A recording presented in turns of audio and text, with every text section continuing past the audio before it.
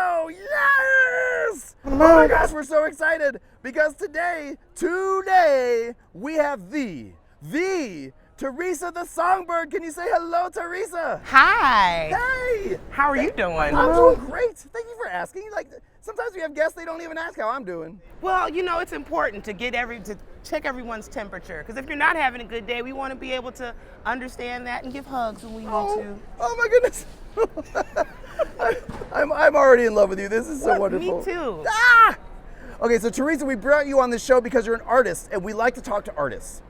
That's wonderful. Yeah, we want to get to know you. So first of all, tell us where you're from. I am originally from Chicago, Illinois, but I live in Atlanta, Georgia. I've been there for like 15, 16 years now.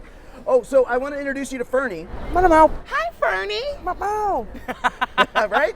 Yes. Fernie loves you, by the way. Well, I love Fernie. Yeah. Fernie may not know this, but I am a huge plant mom. Oh. So if Fernie came home with me, he would get excellent window placement, and he would get watered at least once a week. Now hold on, don't you try to steal Fernie from me. All I'm saying is my fertilizer game is high. It's way up there. LeBron James type fertilizer game. Whoa, all right.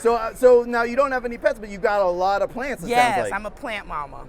Like, huge plant mama. So your house is just full of plants? Yes, very much so. I love them. I believe in keeping a plant in every room. Well, they bring you the oxygen. Yes, and lots of joy. Yeah. Growing something is always, it makes your heart warm to know that you can just make something, you water it, you put it in the right place, you say nice things to it, and it grows. It gives you new leaves.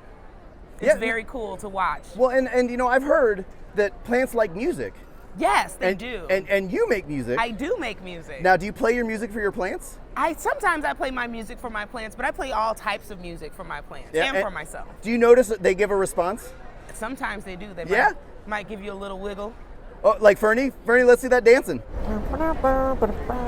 Like that? Yes, very much like that. Fernie's got the beat. You know it. Yeah. So Theresa, we brought you here because you're an artist. Yes. And we like to talk to artists about how they became artists, like when they realized they had that passion for art. Now, and you're a multidisciplinary artist. Yes, I am. So I imagine there's a number of stories here. Yes. But kind of tell us, where did that start, and how did it end up with you being a professional artist? Well, it started before I was born. While my mom was carrying me in her tummy. She went to a Michael Jackson concert. Get out of town. And she tells me that during the whole concert, her belly was just jumping through the whole concert. And she knew then that I was going to be something spectacular. And I have been in choirs and on stage and in musical organizations my whole life. I went to college to study music. I started writing poetry when I was 14. Wow. I was a competitive poetry performer in high school. I am a state champion in Illinois for poetry reading. Now you went viral with one of your poems, is that right? Yes, I have a poem called You So Black. I got to perform it at the 2019 Trumpet Awards. Whoa. It was produced by Bounce TV, so it was viewed nationwide, and it really has changed the course of my life as a spoken word artist and as an author. So this went viral, so I imagine it brought a lot more eyes and attention to your work, your other work. Oh yeah, absolutely. And from there, like, and that's sometimes all it takes, like, that little bump. Yes. And then all of a sudden, like, everything else is just rolling. Absolutely. Was that your story? Definitely. It definitely has changed the course of my whole career. It has allowed me to do some awesome things, to honor some really wonderful people. I've been able to perform a couple of times for the LA Clippers during their basketball game. Really? Yeah. It's been really dope. I am constantly humbled, honored, taken back by all of the opportunities that have come my way from being able to do this poem for so many people. And because of the power of the poem, it is used in curriculum for elementary schools during their Black History Month, or anytime that they want to highlight culture and poetry in their school systems. My poem is something that gets learned by a lot of little kids now. So now You So Black became a book. Yes. And that it's right here. And that's what you brought with you today. Yes. Can you tell us a little bit about converting your spoken word poetry into a picture book? It has been the most smooth absolutely wonderful experience I think anybody could ever have in the Really? process of making a book. Okay. Because where most authors, have to think about what they're going to write to make the book, the poem already existed. So I didn't have to write a poem because there was already a poem available. Sure. So when the publisher, Ms. Deneen Milner, asked me about how I felt about making the poem into a book, initially I was kind of reluctant because it happened at a time where everything was happening all at once. I was getting phone calls for interviews. There was so many things being thrust upon me.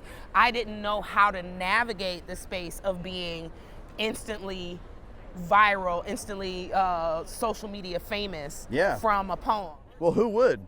But during quarantine, actually, she reached out again. And at those first couple of months, everybody was so quiet. It's like the world was quiet. And my world was so quiet that when she called, I was actually very able to hear what she was asking of me and wanting to get this book made and knowing that she had the resources to make it happen. And all I really needed to do was say yes. And once I said yes, I needed to send her the words to my poem. I got a contract. She gave me another phone call where we discussed who she was considering to be the illustrator for the book. She sent me a few, social media contacts so that I can look at their work. And we both collectively agreed that London Lad was the absolute best pick that we could make for this process. And he jumped right on board. You aren't kidding. I mean, like, I can't think of anyone better to take this on than London Lad. Yeah, he's been an absolute pleasure. I'd like you to take us back to the day you were sitting at your home and there's a knock on the door and you open it up and there's a box there. Yes. And you open up that box and inside you see You So Black with London Lad's pictures. Yes. Your book in print. What did that feel like? What was that like? It was absolutely surreal because we didn't have any chats about what the illustrations were going to be. No. London got the same thing that most of the world got. He got a clip of my performance of the poem and he got the words. And he took the sound of my voice and the words that he read and he let his spirit lead him through each page that he illustrated. What a magical life you live. Yeah, really and Right? truly, yes. I mean, goodness gracious. I'm so, and so now is the book out now or is it coming out soon? The book has been out since January of 2023. All right, so now Theresa, we're almost out of time, but before we go, I'd like to play a game with you. Okay. Are you game? Yes, Are absolutely. you game to play a game? I'm so game to play a game. I'm a little bit competitive, so I hope I win. Now, Theresa, the game we're going to play is Truth or Dare. Are you familiar with this game? Yes. Yeah? Yeah, I'm familiar. Now, hold on. You don't look very excited. I'm not very excited. but you're game anyway. Yes, I'm absolutely game. All right. I love it. Now, so you have to first pick whether you want to do a truth or a dare. I think I'm going to choose a dare. Ooh. Yeah, I'm going to choose a dare today. I'm a little daring. I was going to say, I had a feeling you were brave enough Thank you. to choose the dare. Yes. All right. So, for dare, we're going to play a game Okay. called Fortunately, Unfortunately. Okay. Well, something wonderful happened to me today. What was that? I woke up this morning and there was a little birdie sitting on my windowsill. Oh, but unfortunately, you had left a pie on that windowsill and the bird pooped on it. Well, fortunately, the pie was not for me, so I didn't have to worry about the poopy pie. You keep somebody else's pie on your windowsill that you don't like? I mean, I kept the pie on the windowsill. I might give it to somebody I don't like now that I know it's the poopy pie. Ask a monster anything. Okay. So now, if you've ever wanted to ask a monster a question, this is your chance. Since you are a monster yourself, maybe if you ever wanted to ask a blue monster something, you could be more specific. I would love to know what products do you use to keep your blue so very blue? Very good question. Thank you.